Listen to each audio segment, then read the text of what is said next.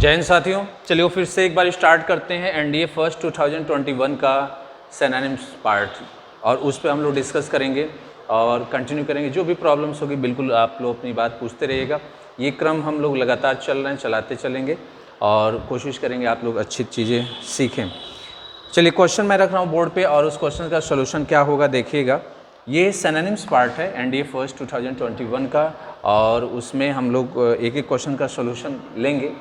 कोशिश ये भी होती है कि साथ साथ में उनके जो रिलेवेंट वर्ड हैं सिनोनिम्स के या एंटोनिम्स के, उसको भी हम लोग लिख लेते हैं। क्वेश्चन मैं रखता हूँ। फर्स्ट क्वेश्चन आप लोगों के बोर्ड पे है जिसमें लिखा है हर स्माइल वॉज कंटेजियस। ये ऐसा है, अंडरलाइन वर्ड कर दिया और उसी अंडरलाइन का आपको आंसर बताना है। इस ऑप्शन में रख रहा हूँ, लिख रहा है एरोगेंट, बी लिख रहा है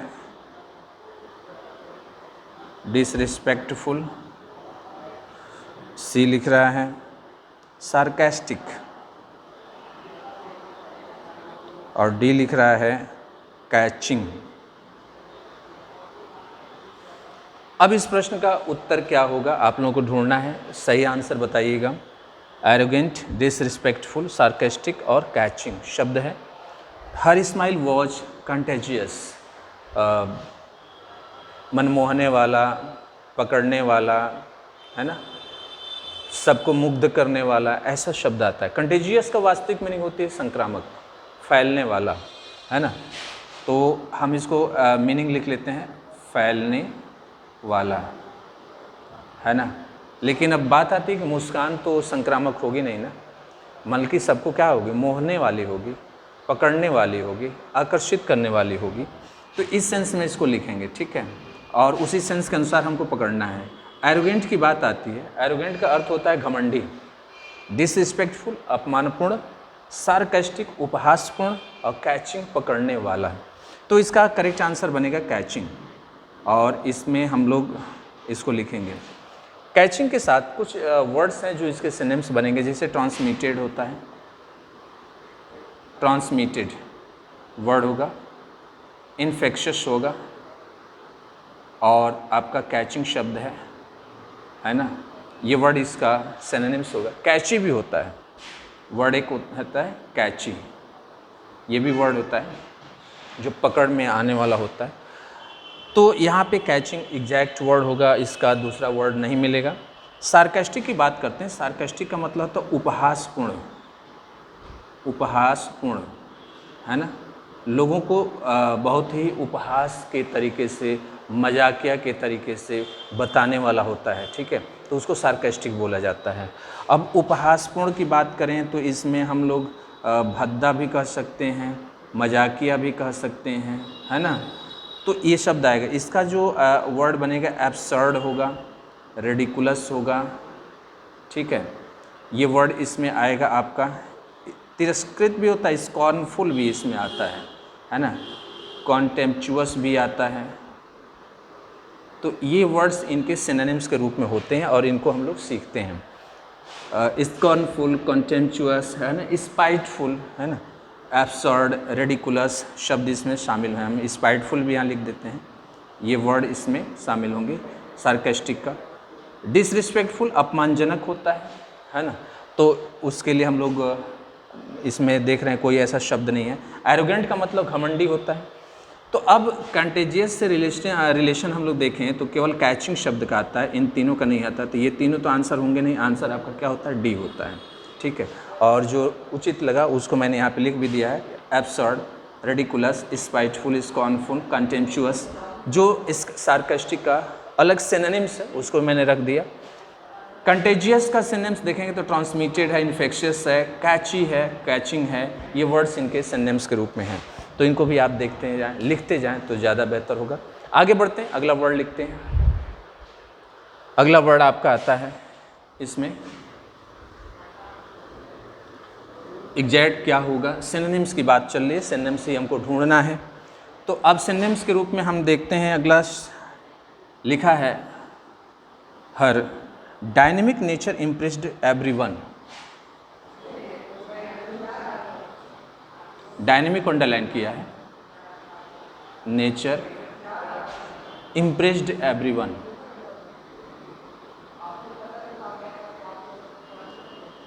इम्प्रेस्ड एवरीवन। अब इसमें आपको बताना है क्या सही आंसर होगा, ठीक है। इसका आंसर ऑप्शन में क्या दे रहा है, एंड्योरिंग, बी में लिख रहा है अटेंटिव, सी में लिख रहा है इवोल्यूशनरी और डी में लिख रहा है जेलस। अब यहाँ पे देखें तो कौन सा सही शब्द होगा, उसका क्या आंसर होगा, आप लोग भी देखें और उसका आंसर बनाइए। हम उसका एक एक शब्द का आंसर बता देते हैं, लेकिन एक चीज़ है कि एक एक शब्द की मीनिंग बता देते हैं। और ये भी एक बात ध्यान रखें कि सभी वर्ड्स का एक साथ सिनोनिम्स लिखा जाए ये पॉसिबल नहीं है, लेकिन जो इम्पोर्टेंट हैं, जो महत्वपूर्ण है, उसको कोशिश की जा रही है। डायनेमिक का अर्थ होता है ऊर्जावान, डायनेमिक का अर्थ होता है सक्रिय, डायनेमिक का अर्थ होता है सतर्क, है ना। अब यहाँ पे प्रश्न के अनुसार हमको उत्तर देना है। डायनेमिक नेचर है उसका, ऊर्जावान, सक्रिय, सतर्क नेचर है जो प्रभावित करता है हर व्यक्ति को, ठीक है। एंड्योरिंग, एंड्योरिंग का मतलब होता है जिसका हम नुकसान न कर पाए, लॉन्ग लास्टिंग या लंबे समय तक चलता हो, है ना। तो इसका लिख लेंगे हम लोग लॉन्ग लास्टिंग, ठीक है। इम्पेरिशेबल, इम्पेरिशेबल ये बन जाता है। अटेंटिव, अटेंटिव का मतलब फोकस्ड होता है, ठीक है। अटेंटिव का मतलब आपका एनर्जेटिक भी होता है, अटेंटिव का मतलब आपका सक्रिय होता है और इनर्वेटेड भी बोला जाता है, एक्टिव भी होता है। तो ये शब्द इसमें आ जाते हैं और डायनेमिक के ये सिनोनिम्स बनते हैं। अगर डायनेमिक के सिनोनिम्स की बात करें तो आपका अटेंटिव होगा, फोकस्ड होगा, है ना, इनर्वेटेड होगा,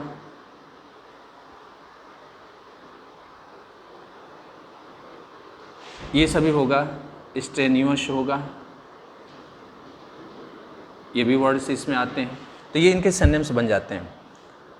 इवोल्यूशनरी, इवोल्यूशनरी का मतलब उन्नतशील होता है, उन्नतशील, डेवलपमेंट,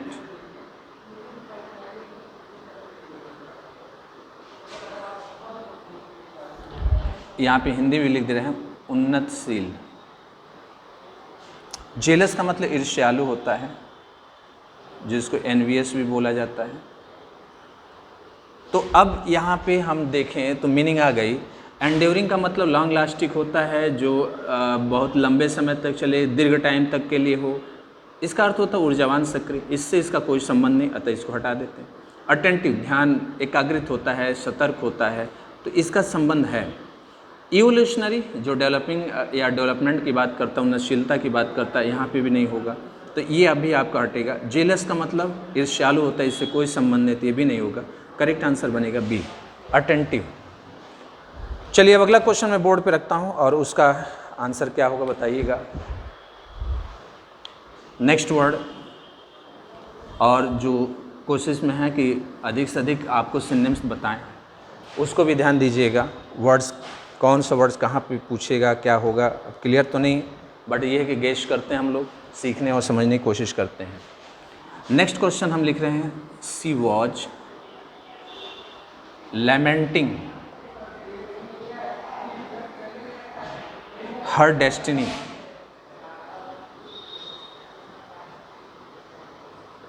और लैमेंटिंग शब्द को अंडरलाइन किया हुआ है। लैमेंटिंग का मतलब होता है विलाप, है ना, विलाप करना, शोक मनाना, तेज तेज चिल्लाना, है ना। तो यहाँ पे हम अर्थ करेंगे, बनाएंगे इसका विलाप करना, है ना। अब इसमें ऑप्शन दे रहा है सेलिब्रेटिंग,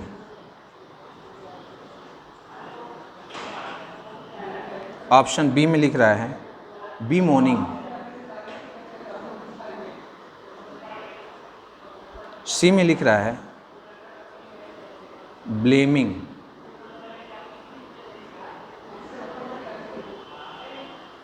और डी में लिख रहा है मेकिंग।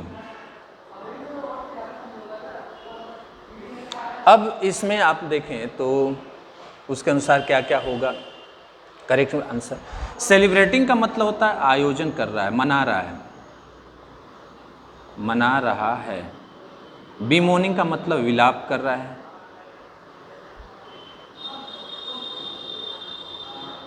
ब्लेमिंग आरोप लगा रहा है।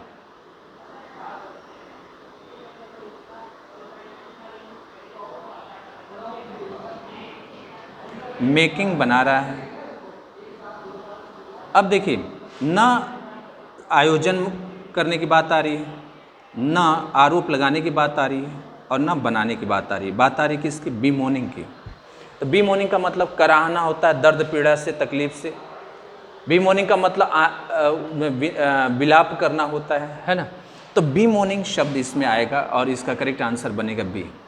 जब हम बात करते हैं इनके अगले ऑप्शन की, तो लैमेंट, बीवेल, बीमोन, ये सभी शब्द इनके सिनोनिम्स के रूप में आते हैं। किसके? लैमेंटिंग के। वर्ब के फॉर्म में है, तो वर्ब के फॉर्म में ही लिख रहे हैं, चूंकि आईएनजी फॉर्म है, हम यहाँ फर्स्ट फॉर्म के रूप में लिख रहे हैं। ठीक है, तो लैमेंट, बीवेल, बीमोन आएंगे। ठीक है, ब्लेम की बात करते हैं, तो ब्लेम का अर्थ होता है डिफेम, डिफेम, एक्यूज, है ना, क्रिमिनलाइज, ये ब्लेम के सेंस में जाता है।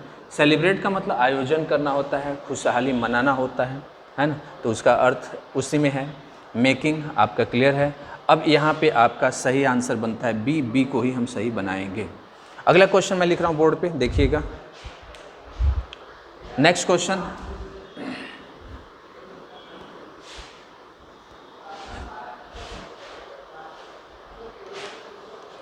Under his leadership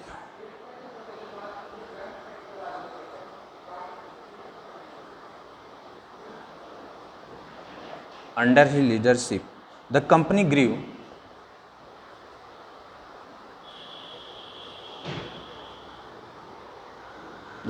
grew in an organic manner.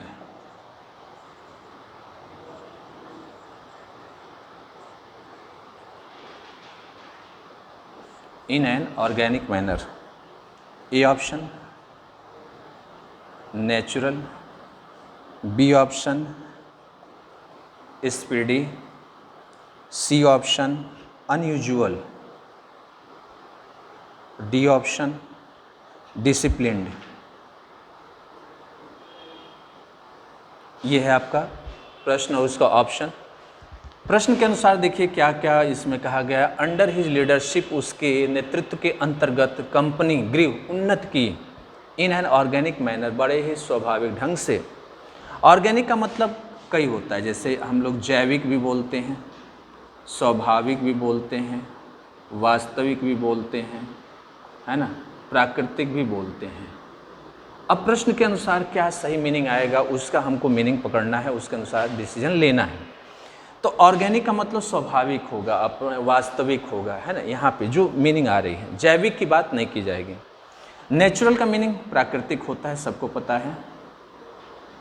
Speedy का मतलब तीव्र या गतिशील होता है ना। अनयूजुअल असाधारण या विचित्र। और डिसिप्लिन का मतलब अनुशासित या सख्त होता है, ये मीनिंग आती है। ठीक है, अब देखिए प्रश्न के अनुसार क्या हमको मिल रहा है। स्पीडी नहीं होगा, अनयूजुअल नहीं होगा, डिसिप्लिन नहीं होगा, क्या होगा? नेचुरल होगा। इसका करेक्ट आंसर होगा नेचुरल। ठीक है, स्पीडी में जब बात करते हैं तो स्पीडी का आपका जो सिनोनिम्स आता है, क्विक आता है, रैपिड आता है, फास्ट आता है ना। विचित्र का क्विक आता है, क्यूयर आता है, पेक्यूलियर आता है।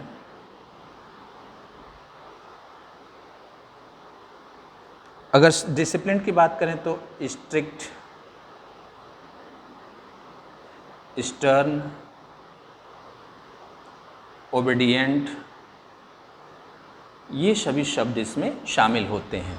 ठीक है, तो इसमें quick, rapid, fast, quick, queer, peculiar, शब्द आता है इनका, ये स्ट्रिक्ट, स्टर्न और ओबीडियंट होते हैं। नेचुरल, ओरिजिनल शब्द में आएगा। जेन्युइन शब्द आएगा, ऑथेंटिक शब्द आएगा, ये सभी इसमें आते हैं, ठीक है। तो अब इसमें आंसर आपका बनेगा ए।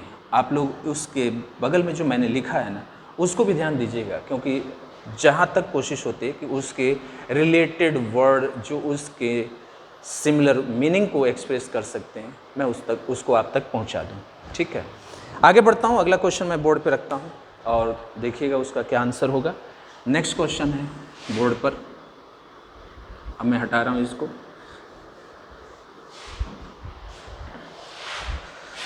नेक्स्ट क्वेश्चन में आ रहा है हिज चार्म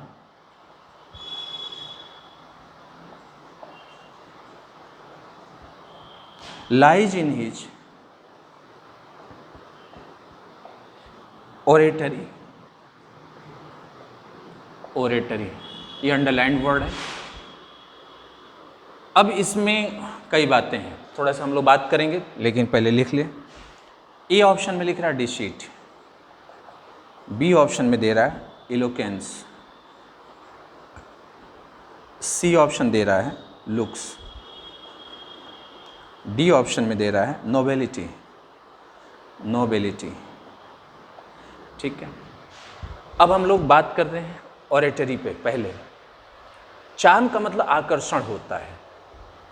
जो उसका आकर्षण है, जो उसका व्यक्तित्व है, वो निहित है किसमें? उसकी ऑरेटरी में। ऑरेटर वक्ता, ऑरेटरी उसके वक्ता के रूप में कहे गए संवाद में, उसके कहे गए बातों के भाव में, ठीक है। ये उसका मीनिंग आ रही है। डिसीट की मीनिंग की बात करें तो इसका मीन्स होता है धोखा। एलोक्वेंस चपल, चालाक, है ना, बात करने में अनुभवी कह लीजिए, ठीक है। लुक्स व्यवहार। नोबेलिटी कुलीनता, कुलीनता ये मीनिंग आता है। ऑरेटर का मतलब होता है चपल कह लीजिए, बात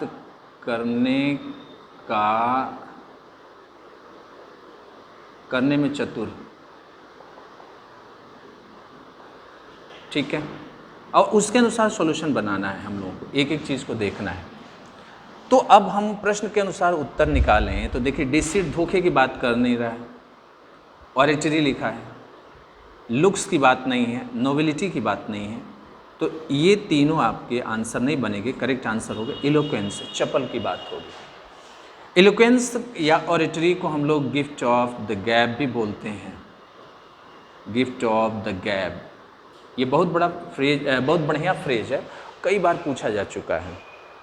गिफ्ट ऑफ द गैब, है ना, यानी बातें जो भी करता है उसमें इतनी सजगता और शालीनता होती है कि हर लोग बड़े मंत्रमुग्ध हो जाते हैं, तो उसे ऑरेटरी या गिफ्ट ऑफ द गैब के नाम से जाना जाता है। लुक्स अपीयरेंस की बात करता है।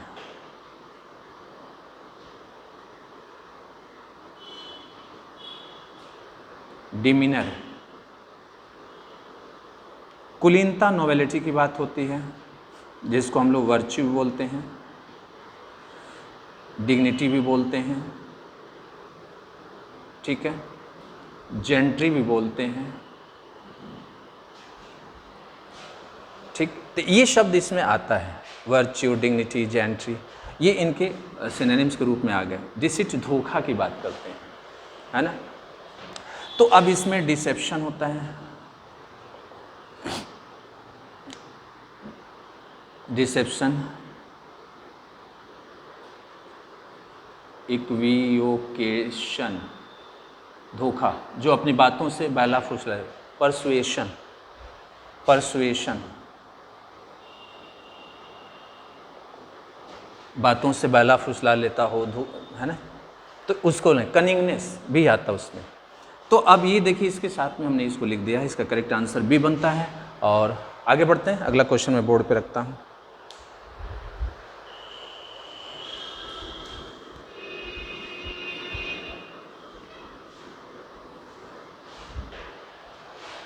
नेक्स्ट क्वेश्चन आपका है she is a patron of art and culture.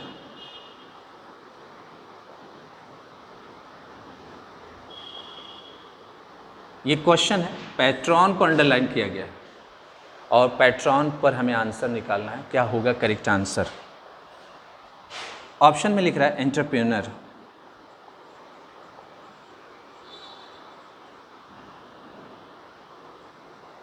Entrepreneur, एडमिरर,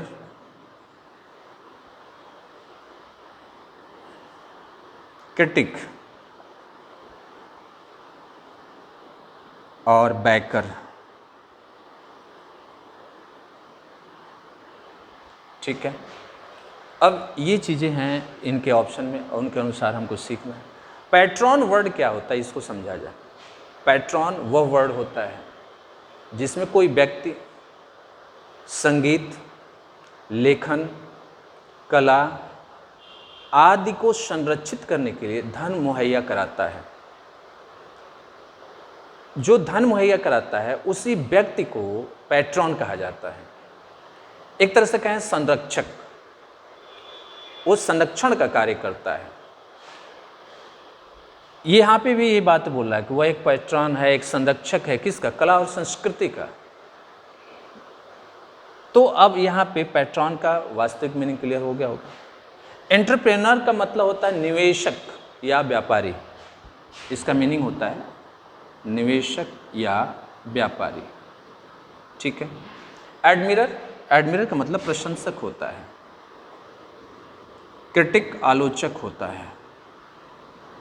अब बैकर का मतलब समर्थक, संरक्षक होता है। इसको दूसरा एक मीनिंग भी देते हैं प्रायोजक।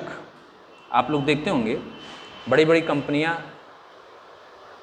किसी मूवी को, किसी ड्रामा को, प्ले को,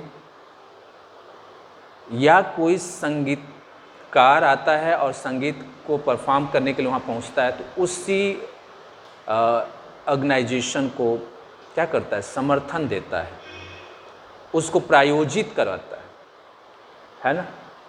तो वहाँ पर बैकर शब्द का यूज होता है।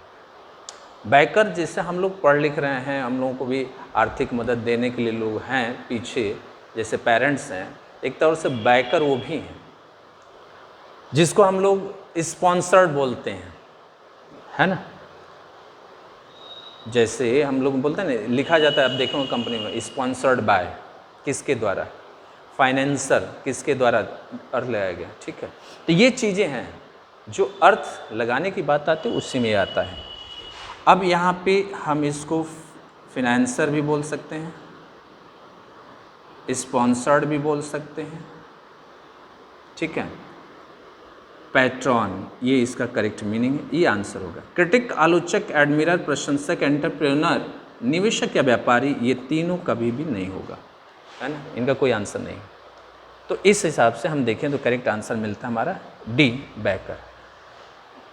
आगे बढ़ते हैं, अगला क्वेश्चन लेते हैं और उसका सॉल्यूशन फाइंड आउट करते हैं।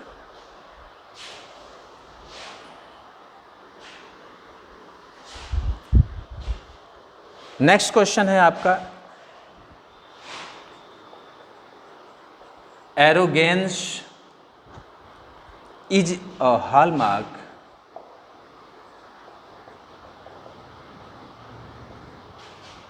Of his nature.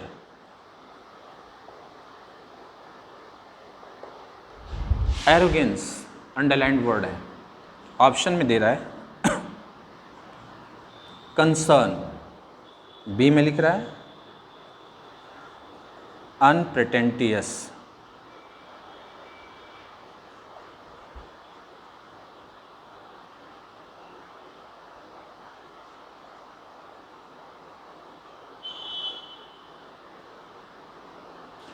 सी में लिख रहा है कॉन्सिट और डी में लिख रहा है सिंप्लिसिटी।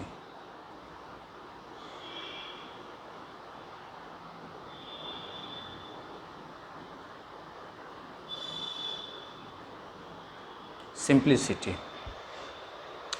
एरोगेंस का मतलब था अहम, घमंड, कंसर्न का मतलब होता है चिंता, अनप्रिटेंटियस का मतलब होता है सरल, मृदु, सीधा, ये मीनिंग होता है। कंसीट का मतलब होता है घमंड, अहम। सिंप्लिसिटी का मतलब होता है सरलता, साधारणता, ठीक है। Arrogance is a hallmark of his nature, उसके स्वभाव का एक प्रतीक है कौन? घमंड। अब घमंड की बात कर रहा है तो चिंता नहीं होगा, कंसर्न बिल्कुल नहीं होगा, कंसर्न चिंता। अनप्रिटेंटियसनेस का मतलब होता है सरल, मृदु, सीधा स्वभाव, उदार हृदय वाला, विनम्र स्वभाव वाला, है ना, जो कभी कोई बहानेबाजी नहीं कर पाता है। हाँ ठीक है, कोई बात नहीं, तो बिल्कुल सीधा साधा आदमी जो होता है उसके लिए अनप्रिटेंटियसनेस का यूज करते हैं।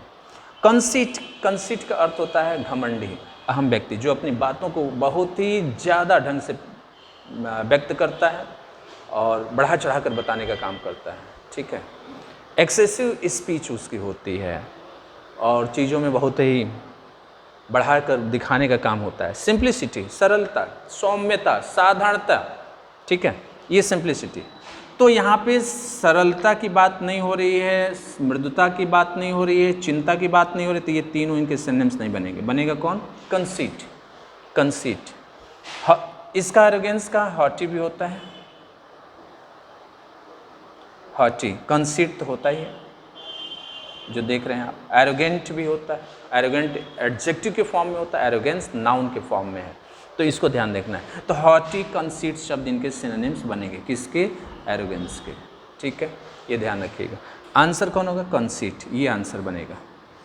आगे बढ़ते हैं अगला क्वेश्चन बोर्ड पर।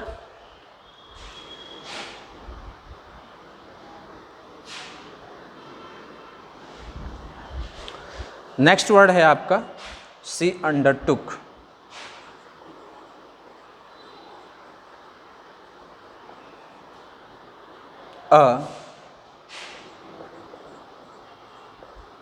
Reconnaissance of the entire issue, of the entire issue। Reconnaissance का सिनोनिम्स पूछा है। अब इसमें ऑप्शन दे रहा है रिवैल्यूएशन, बी में लिख रहा है रैटिफिकेशन, सी में लिख रहा है इन्वेस्टिगेशन और डी में लिख रहा है रेगुलराइजेशन।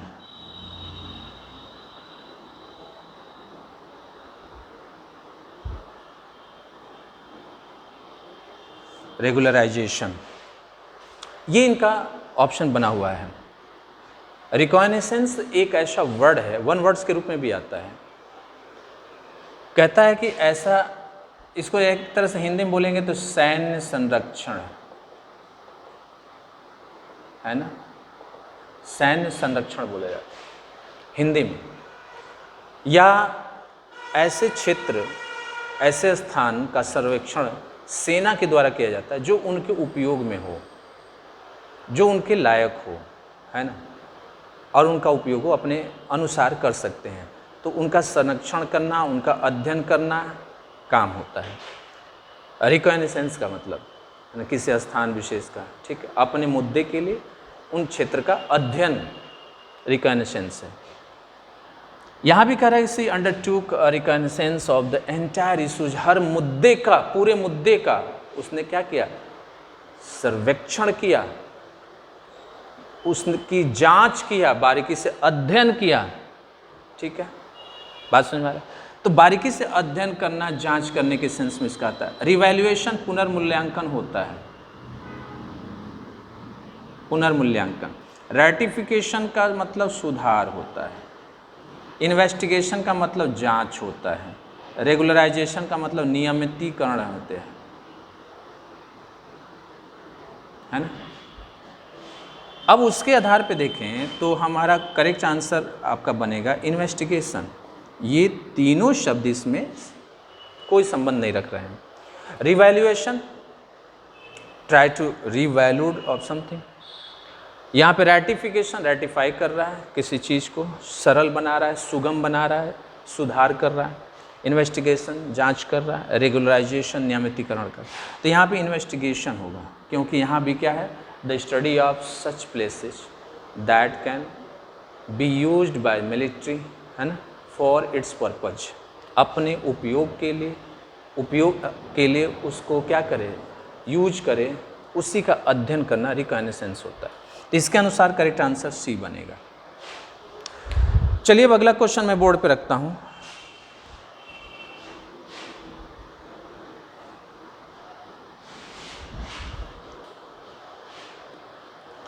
लिख रहा है my daughter is my replica.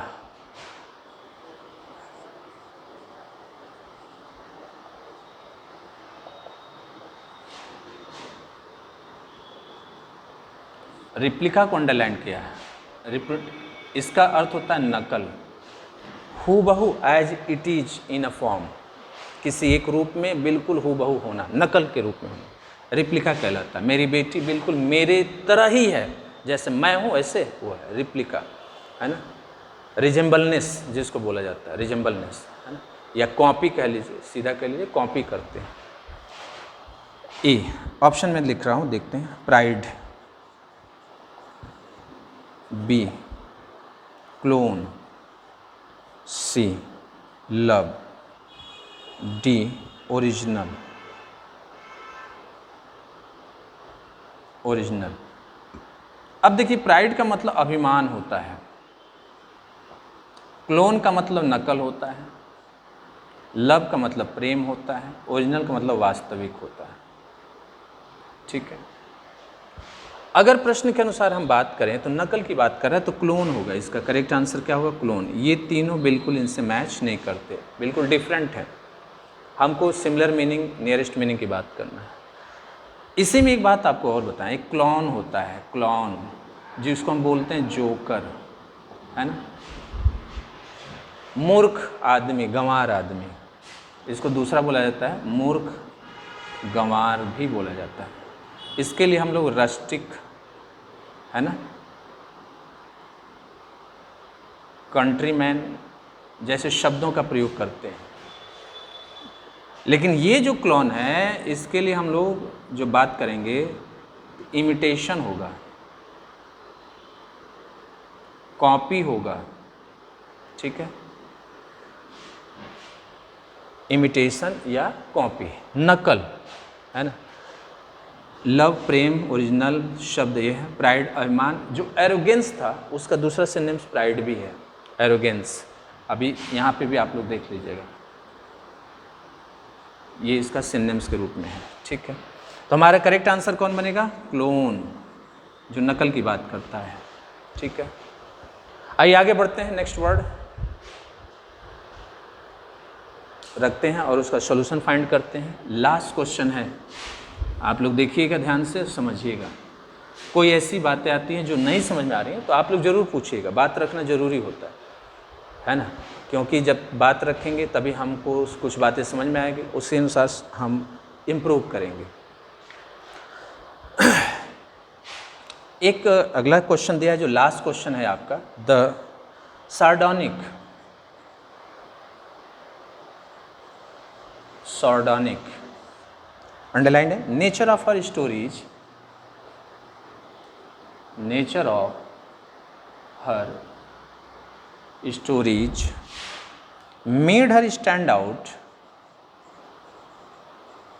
Made her stand out the among the contemporary writers,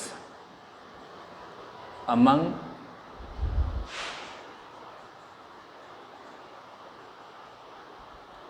contemporary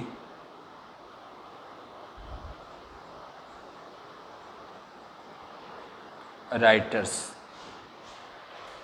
The sardonic nature of a stories, sardonic nature का मतलब क्या है, जो sarcastic, sardonic sarcastic, उपहासपूर्ण स्वभाव जो उसके कहानियों का है, प्रवृत्ति, उपहास, यहाँ पे हम करें उपहासपूर्ण, है ना, आयरनिकल, सटायरिकल वर्ड्स इसमें यूज होता है। हास्य एक तरह से कहते हैं, मजाक भी कहते हैं, है ना, चिढ़ाने वाला भी कहते हैं। इसका अर्थ होता है हास्य, मजाक, चिढ़ाने वाला। किसका? सार्डेनिक का। ठीक है, उपहासपूर्ण की बात भी करते हैं। मेड हर स्टैंड आउट, ये समझने के लिए बनाया गया। किसके लिए? जो परंपरागत लेखन कार्यों से जुड़े उन लेखकों के बीच में। अब इसका आंसर हमको लेना है। इसमें ऑप्शन दे रहा है कंपैशनेट, कंपैशनेट,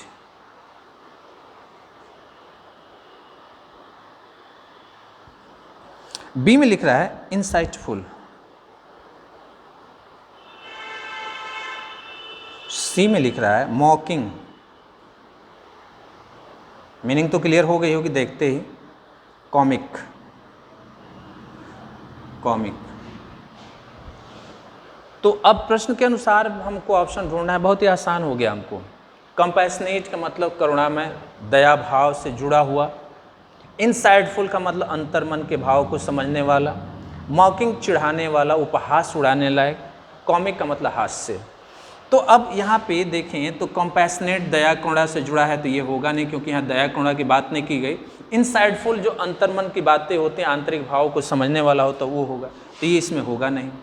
मॉकिंग चिढ़ाने वाला, उपहास उड़ाने वाला, मजाक करने वाला, तो ये इसके निकट में है।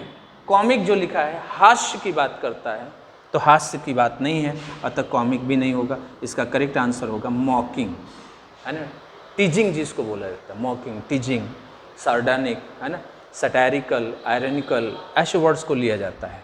तो अब इनके अगर हम बात करते हैं तो सटायरिकल वर्ड्स होगा, टीचिंग वर्ड्स होगा, है ना, आयरनिकल होगा। ये वर्ड्स इनके सिमिलर वर्ड्स के रूप में लेंगे, ठीक है। और यहाँ पे इसका सिनोनिम्स के रूप में लिखा जाएगा, ठीक। अब इस तरह से 10 प्रश्नों का हम लोगों ने जवाब लिया है। 10 क्वेश्चंस को हम लोगों ने सीखने की कोशिश किया है। कोई भी दिक्कत होती है आप लोग कमेंट बॉक्स में अपनी बातें ज़रूर रखिएगा। आप लोगों का सुझाव ही हमें और भी आत्मबल देगा, और कहीं होने वाली चीज़ों को जो आप तक नहीं पहुंचा पा रहा हूं, पहुंचाने की कोशिश करूंगा। इस वीडियोस को लाइक और सब्सक्राइब जरूर करिए, अपने दोस्तों तक भी पहुंचाइए, ताकि लोगों को अधिक से अधिक रीच हो सके, अधिक से अधिक चीज़ें तक हम पहुंचा सकें, ठीक है। फिर हम लोग एक नए वीडियो के साथ मिलते हैं, तब तक के लिए आप सबों से विदा लेते हैं। जय हिंद एंड थैंक यू।